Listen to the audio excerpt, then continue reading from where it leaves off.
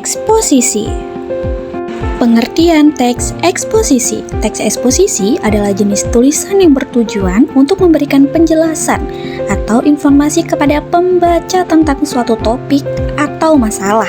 Informasi yang disajikan bersifat faktual dan objektif, sehingga pembaca dapat memahami topik tersebut dengan jelas dan benar. Ciri-ciri utama teks eksposisi.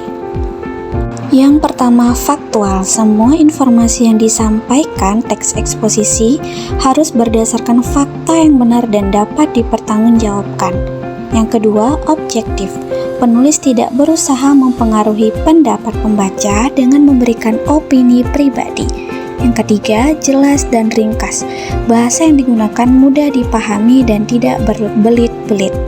Yang keempat, logis. Informasi disusun secara sistematis dan runtun sehingga mudah diikuti alurnya.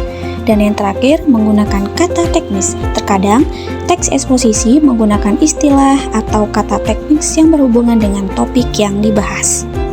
Struktur umum teks eksposisi. Yang pertama ada pendahuluan, menyampaikan topik atau masalah yang akan dibahas, memberikan gambaran umum tentang topik tersebut, menarik minat pembaca. Yang kedua, isi, menyampaikan informasi atau penjelasan secara rinci, menggunakan fakta, data, atau contoh untuk mendukung argumen, membagi informasi menjadi beberapa paragraf yang saling berkaitan. Dan yang terakhir, penutup, menyimpulkan keseluruhan isi teks, mengulang kembali poin-poin penting, dan memberikan pesan atau secara kepada pembaca. Selanjutnya, jenis teks eksposisi. Eksposisi definisi menjelaskan pengertian suatu konsep atau istilah. Contoh, pengertian demokrasi. Kedua, eksposisi proses, menjelaskan langkah-langkah atau tahapan suatu proses. Contoh, cara membuat kue bolu. Yang ketiga, eksposisi klasifikasi, pengelompokan suatu objek atau fenomena berdasarkan ciri-cirinya. Contoh, klasifikasi hewan berdasarkan jenis makanannya.